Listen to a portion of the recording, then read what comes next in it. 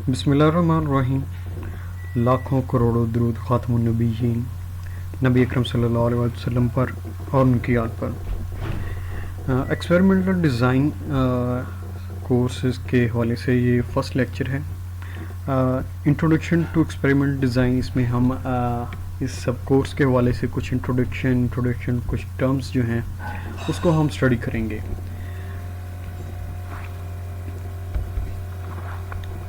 अच्छा, experimental design जो है ये मेनली तौर पर जो है ये स्टैटिस्टिक्स में इसको पढ़ाया जाता है। मेन यानी कि ये स्टैटिस्टिक्स जो डिग्री है इसका कोर्स होता है, जिसको डिफरेंट फील्ड्स बीएससी, एमएससी या बीएसएमएस और एमफिल लेवल तक for the research, specially research के स्टूडेंट्स के लिए इसको पढ़ाया जाता है to valuate results outcomes from their experiments. जो जनरल तौर पर जो एक्सपेरिमेंटल डिज़ाइन है ये स्टैटिस्टिक्स में आता है, और स्टैटिस्टिक्स जो है ये एक साइंस की फील्ड है।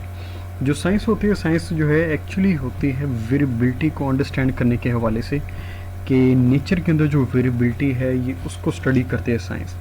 और स्टैटिस्टिक्स भी इसी के हवाले से है कि जो नेचर के अंदर वेरिएबिलिटी है ये उसके बारे में फर्दर डिसीजन लेती है, कि ये डिसीजन लेती है कि जो वेरिएबिलिटी आ रही है वो किन चीज़ों की प्रेजेंस या अब्सेंस की वजह से आती है, कौन से कॉज एंड इफेक्ट जो हैं ऐसे वेरिएबल्स हैं, ऐसी चीज़ें हैं जो कि एक्सपेरिमेंट्स को इफ़ेक्ट कर रही होती हैं। ऑल्दो हम मैनी टाइम जो एक्सपेरिमेंट कर रहे होते हैं हमारी सारी चीज़ें सेम होती हैं। जिस तरह प्लांट्स के बारे में हम बात करें तो हम अक्सर देखते हैं कि सेम टाइप के सीड्स को अगर हम प्लांट किया जाए डिफरेंट पॉट्स के अंदर और उनकी सोइल क्वालिटी भी सेम हो, water level everything is same हो, लेकिन स्टिल उनके दरमियान कुछ ना कुछ वेरिएबिलिटी आ रही होती है। अब ये वेरिएबिलिटी किस वजह से आ रही होती है और क्यों आ रही होती है, इसके आंसर के लिए हम स्टैटिस्टिकल टूल्स, स्टैट्स के डिफरेंट चैप्टर्स जो हैं या फार्मूलाज वगैरह उनको स्टडी करते हैं, ताकि इन वेरिएशंस को, इन वेरिएबिलिटीज़ को कंट्रोल किया जा सके।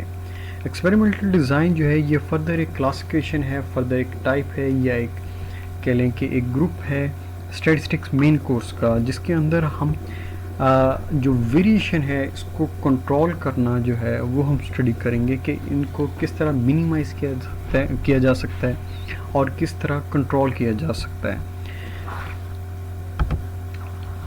यहाँ पर कुछ basics definition of basic terms है जो कि हमारी थ्रू और द कोर्स, थ्रू और द मुकम्मल यानी कि इस कोर्स के वो यूज़ होंगी। उसमें सबसे पहले जो है एक्सपेरिमेंट के बारे में कि बेसिक एक्सपेरिमेंट होता क्या है। एज़ वी नो, एक्सपेरिमेंट जो होता है कि जनरल तौर पर किसी भी चीज़ को, किसी भी रिज़ल्ट्स को, किसी भी या एक्टिविटी को बार बार करने का नाम होता है कि उनके रिज़ल्ट्स क्या आ रहे हैं, और उनके रिज़ल्ट जो है हमेशा जो है ऑलवेज सेम नहीं होते, उनके अंदर कुछ ना कुछ वेरिएशन होती है, हमें हमेशा जो है वो डिफरेंट रिज़ल्ट्स मिलते हैं। बेसिक तौर पर हम एग्जांपल दे देते हैं कि जी हम एक सिंपल एक कॉइन ही है जिसकी टू साइड्स हैं, हेड टू टेल। हम जितनी दफ़ा भी उसको टॉस करेंगे हर दफ़ा हमें रिज़ल्ट जो हैं वो डिफरेंट ही मिलेंगे, चाहे हम 10 टाइम्स करें, 50 टाइम, 1000 टाइम्स, कभी भी नहीं होगा कि हम 100 टाइम्स करने के बाद जो है हमें एक ही रिज़ल्ट मिलने शुरू हो जाएंगे। ये एक बेसिक जो एक्सपेरिमेंट की टाइप है। इसी तरह जो है हम एग्रीकल्चर्स के अंदर भी डिफरेंट जो है एक्सपेरिमेंट्स करते हैं, जिनके अंदर हमें जो है यील्ड वगैरह के हवाले से हमें हमेशा डिफरेंट ही रिज़ल्ट्स मिलते हैं। लेकिन यहाँ पर इस सब्जेक्ट के अंदर एक्सपेरिमेंट बार बार करने का मतलब ये है कि ताकि हमें एक कांस्टेंट रिज़ल्ट मिलने शुरू हो जाएं, जिसके लिए हम फर्दर जो है कुछ टर्म्स जो हैं, रेप्लिकेशन जो हैं वो हम यूज़ करते हैं, ताकि हमें बार बार करने के बाद एक्सपेरिमेंट हमें एक सेम टाइप के रिज़ल्ट जो हैं वो मिल जाएं। एक्सपेरिमेंट जो है एक प्लान क्वेरी है टू डिस्कवर न्यू फैक्ट्स को फाइंड आउट करने के लिए, या कंफर्म करने के लिए, या डिनाइड करने के लिए प्रीवियस रिज़ल्ट्स को, प्रीवियस जो रिज़ल्ट्स हैं उनके बारे में अपनी सॉलिड रीज़न लेने के लिए कि क्या आया हो सकता है, वाकई हुआ है, उनको एक्सेप्ट करने के लिए, रिजेक्ट करने के लिए हम एक्सपेरिमेंट करते हैं। सेकंड पे है एक ट्रीटमेंट एक जनरल तौर पर एक्सपेरिमेंटल कंडीशन होती है जो कि हम अप्लाई कर रहे होते हैं अपने प्लांट्स वगैरह के अंदर, अपने सैम्पलिंग यूनिट्स के ऊपर, या अपने एक्सपेरिमेंट के अंदर हम उनको यूज़ कर रहे होते हैं एक कंडीशन। और ये जो है ट्रीटमेंट जो है ये डिफरेंट हो सकते हैं, चाहे ये यील्ड की डिफरेंट वैरायटीज़ हो सकती हैं, उनको भी हम ट्रीटमेंट कह सकते हैं। जब इंटरलेटेड ये जो ट्रीटमेंट्स होते हैं, यानी कि जिस तरह यील्ड है उसकी डिफरेंट वैरायटीज़ जो हैं, इन सारी क्लास को हम एक फैक्टर भी कहते हैं। यानी कि यील्ड 1 है, 2 है, 3 है, या A B C D types जो हैं, इस तरह टाइप्स की अगर यील्ड है तो इन सब को एक ही क्लास में हम कंसिडर करेंगे, क्योंकि ये इंटरलेटेड चीज़ें हैं, तो इनको हम फैक्टर भी कह सकते हैं। और एक फैक्टर के अंदर यानी कि जो 4 चीज़ें हैं, इनको हम लेवल्स ऑफ फैक्टर भी कहते हैं। थर्ड पॉइंट पे ये फैक्टर के बारे में ही कहा गया है, और फोर्थ पॉइंट में लेवल्स ऑफ फैक्टर के बारे में ही बताया गया है। फिफ्थ पॉइंट पे आगे नेक्स्ट जो है एक्सपेरिमेंटल यूनिट्स। एक्सपेरिमेंटल यूनिट्स जिन चीज़ों के ऊपर हम अपना एक्सपेरिमेंट अप्लाई कर रहे होते हैं, उनको हम एक्सपेरिमेंटल यूनिट ही कहते हैं, चाहे वो एक सिंगल पॉट हो, चाहे वो एक सिंगल प्लांट हो, या फिर एक एरिया हो जिसके अंदर हम एक अपना एक्सपेरिमेंट जो है वो अप्लाई करें। उसके बाद आ गया जी ब्लॉक। ब्लॉक जो होता है एक होमोजीनियस ग्रुप होता है, यानी कि जिसके अंदर जो है हम एक्सपेरिमेंट अप्लाई करने जा रहे होते हैं। मिसाल के तौर पर क्लास में भी हमारी बात हुई थी ब्लॉक्स के हवाले से, ब्लॉक की यानी कि सोइल्स के हवाले से, कि एक ऐसी सोइल है जहाँ पर जो है सनशाइन हो रहा है और वो वेल एक फर्टाइल लैंड है, और एन अदर लैंड ऐसी है जहाँ पर फर्टाइल लैंड तो है लेकिन सनशाइन नहीं है। इसी तरह एक थर्ड टाइप थी जहाँ पर नॉन फर्टाइल लैंड है और सनशाइन भी नहीं है। इस तरह के अगर हमारे पास 3 डिफरेंट हम एक ग्रुप डिफाइन कर दें, जिसके अंदर हम फर्दर जो है अपने एक्सपेरिमेंट को डिफरेंट टाइम या रेप्लिकेट करके अगर असाइन करें, तो इस तरह के ग्रुप्स को हम ब्लॉक कहेंगे। एक ऐसा ब्लॉक यानी कि जिसके अंदर सेम टाइम के सेम होमोजीनियस जो एक्सपेरिमेंटल यूनिट्स जो हैं वो मौजूद हों, यानी कि सनशाइन और फर्टिलाइज़र अगर लैंड के अंदर हम 3 यूनिट्स को असाइन कर दें, यानी कि जिसके अंदर हम 3 वैरायटीज़ जो अप्लाई कर दें, ये एक मुकम्मल ग्रुप जो होगा सेम ब्लॉक कंसीडर किया जाएगा, क्योंकि यहाँ पर जो है सोइल जो है वो सेम टाइप की है, यानी कि सबके ऊपर सनशाइन भी है और फर्टाइल लैंड भी है। नेक्स्ट है जी लेआउट। क्या होता है लेआउट? जो होता है एक्चुअली ये होता है कि हमने अपना डिज़ाइन जो है उसको किस तरह प्लेसमेंट के अंदर रखना है। एक्चुअल जो प्लेसमेंट होती है ट्रीटमेंट की, जो कि हम एक्सपेरिमेंट यूनिट के अंदर हम के ऊपर हम अप्लाई कर रहे होते हैं, उसको लेआउट कहते हैं। अब लेआउट के अंदर जब हम अपना एक्सपेरिमेंट लगा रहे होते हैं, अपना एक्सपेरिमेंट जो हमने बनाना होता है, उसकी लेआउट के अंदर हम डिफरेंट ब्लॉक्स रखते हैं, डिफरेंट ट्रीटमेंट्स होते हैं, और ट्रीटमेंट्स या ब्लॉक्स उनको हम यूज़ करते हुए हम एक्सपेरिमेंटल यूनिट के अंदर उन ट्रीटमेंट्स को अप्लाई कर रहे होते हैं। ये जो लेआउट होती है, जो कि एक बनानी होती है एक्सपेरिमेंट करने के लिए, इसको हम लेआउट ऑफ एक्सपेरिमेंट कहते हैं।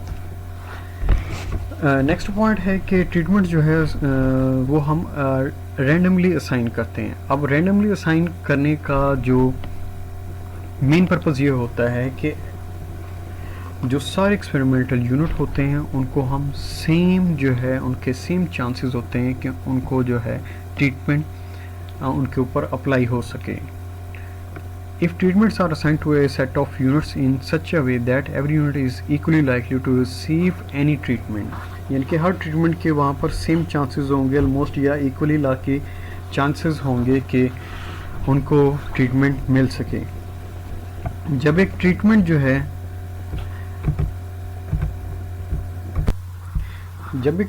है एक्सपेरिमेंट के अंदर रिपीट किया जाए तो इसको रेप्लिकेट कहते हैं। ये एक टॉपिक जो है रेप्लिकेशन, ये इसको हम फर्दर भी पढ़ेंगे।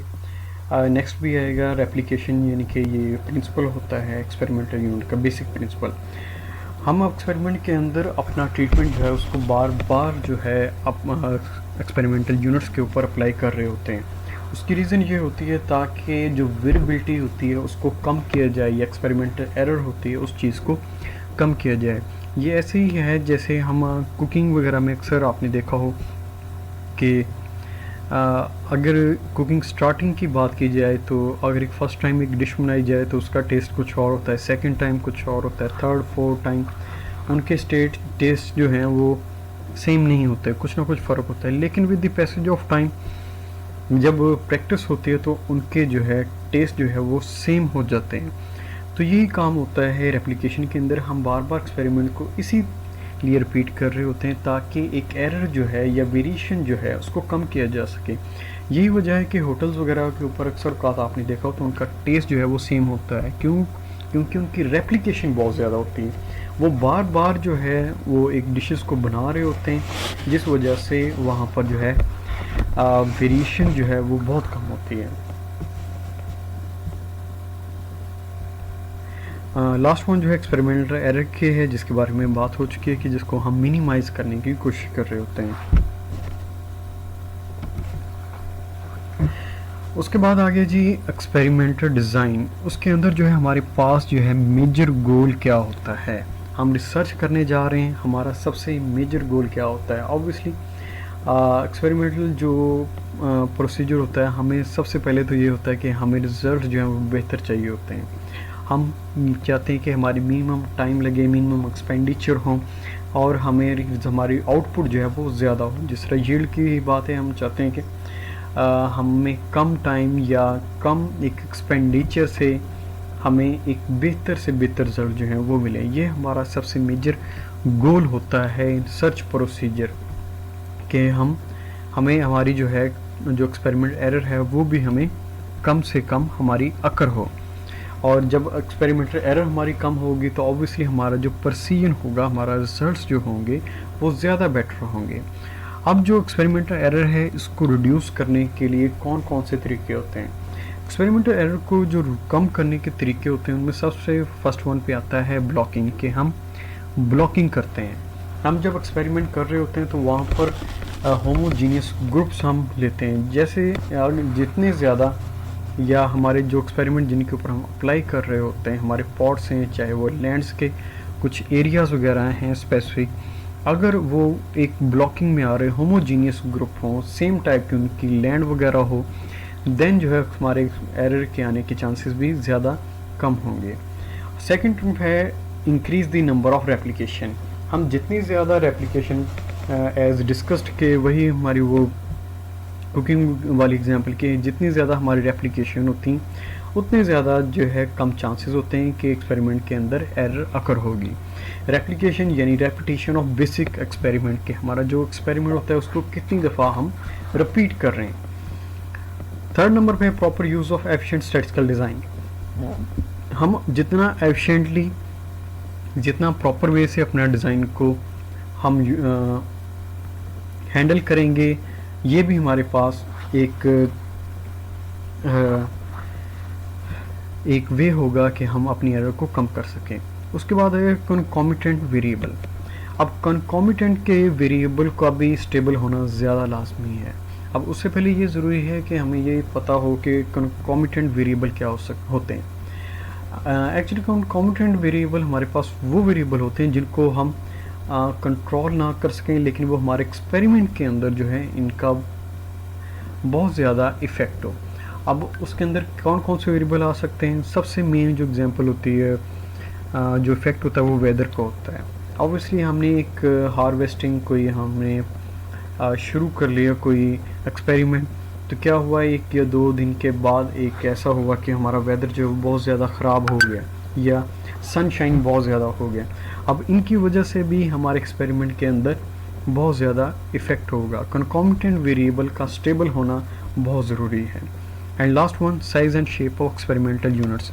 ऑब्वियसली एक्सपेरिमेंटल जो यूनिट्स हैं वो हमारे साइज़ और शेप के लिहाज से सेम होने चाहिए। ये नहीं कि हमने एक एक्सपेरिमेंटल यूनिट हमारा एक स्मॉल साइज़ का है और दूसरा जो है बड़ा लार्ज साइज़ है। अगर हम लेबॉरेटरी एक्सपेरिमेंट की बात करें तो ये नहीं कि एक हमने स्मॉल पॉट ले लिया एक एक्सपेरिमेंटल यूनिट और दूसरा जो है हमने पॉट जो है उसके साइज़ के तकरीबन 4 टाइम्स जो है बड़ा ले लिया है। इससे भी जो होगा एरर के आने के ज़्यादा चांसेस होंगे। तो इसलिए साइज़ एंड शेप जो है ये भी मैटर करती है to reduce the experimental error.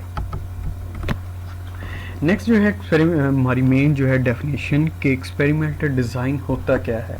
Actually जो एक्सपेरिमेंटल डिज़ाइन होता है ये प्लान होता है। अब प्लान होता है क्या, किस चीज़ का, ये कलेक्ट करने के लिए डाटा जो कि हमारी प्रॉब्लम होती है उसके रिलेटेड हमारी जो प्रॉब्लम होती है, हमारी जो स्टेटमेंट होती है, हमारी जो रिसर्च होती है, उसके मुतल्लक जो है एक मुकम्मल प्लान होता है जिसकी मदद से हम डाटा के मुतल्लक इंफॉर्मेशन कलेक्ट करते हैं, ताकि हमारी जो है जो हमारा एक्सपेरिमेंट है उसके मुतल्लक हमें बेसिक जो है एक बेस मिल जाए या ऑब्जेक्टिव मिल जाए या रिजल्ट्स मिल जाएं उसको बयान करने के लिए। सिंपल तौर पर एक्सपेरिमेंट डिज़ाइन एक प्लान होता है जिसकी मदद से हम एक इंफॉर्मेशन कलेक्ट करते हैं और एक बेसिस प्रोवाइड करते हैं अपनी रिसर्च के मुतल्लक। अब ये चाहे एक कह लें कि एक स्टेटमेंट ही है कि फ़लाँ यील्ड जो है सीड जो है राइस का, उसको अगर प्लांट किया जाए तो उसके प्लांट से हम 1000 या 500 या 800 या 1200 हम जो है सीड्स जो है फर्दर जो है वो हम हासिल कर सकते हैं। अब ये एक स्टेटमेंट है, अब ये एक स्टेटमेंट चाहे ट्रू है चाहे फॉल्स है, इसको हम टेस्ट कर सकते हैं with the help of experimental design.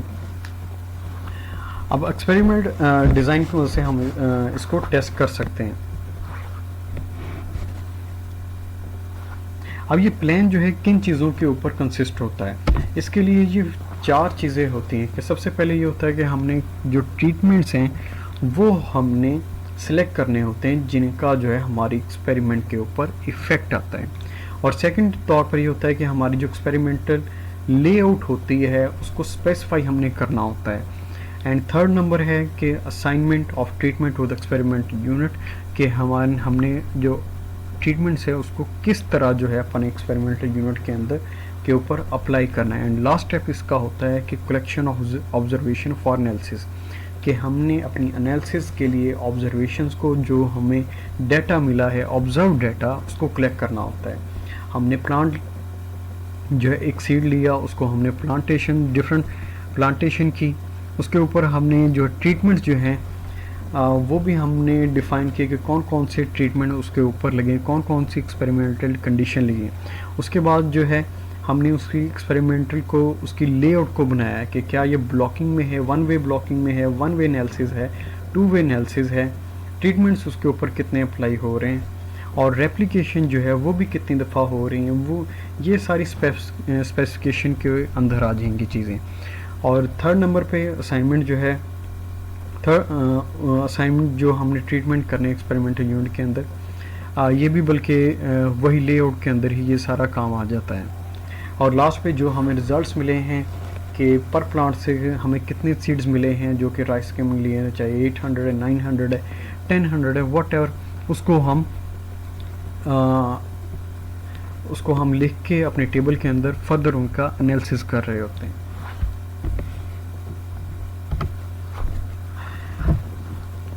Why we plan an experiment? हमें एक्सपेरिमेंट प्लान करने की ज़रूरत क्यों महसूस होती है? 1950s में के अर्ली में एक फिलिपाइन कंट्री है, वहाँ पर एक डिज़ास्टर आया था अबाउट राइस।